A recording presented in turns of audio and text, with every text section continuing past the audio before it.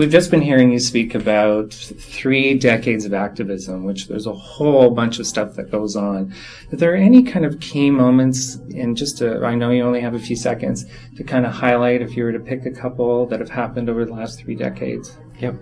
So I think in my work, one thing that I've learned is that, there's a long history of activism by people with HIV, and that there are these really important moments, like in Denver in 1983 with the Denver Principles, and in Montreal in 1989 with the Montreal Manifesto, which laid out a really key agenda for activism, and it's good for us to kind of go back and remember that as we are moving forward to address issues that are facing people today, like access to treatments and criminalization. So to recap, the Denver Principles are more commonly known as CHEAP, a greater involvement of people with HIV, or I'm bad with acronyms. But the basic concept is that was the turning point of getting people involved with HIV. And then the conference, when people actually stormed the stage and took it over, are that's what I took from your talk as well. Yep. And so GIPA, people talk about the involvement of people with HIV, and sometimes it's thought of as a kind of new idea. Mm-hmm. But I think one of the one of the messages I want to give is that people have been talking about this idea, from 1982. So there's a history to that idea, and I think it's important for us both to acknowledge that history, but also to learn from that.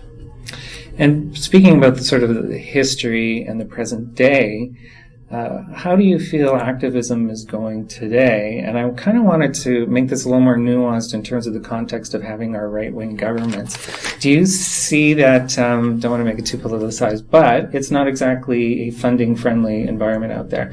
Do you see that we may be returning to some of these kind of activities?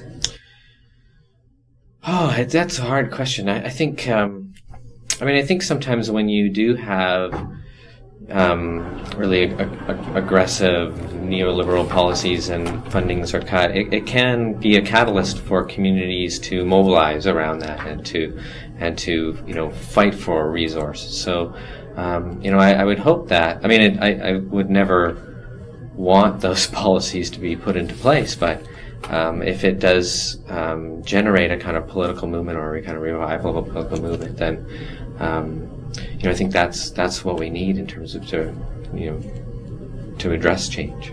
Great. Yeah.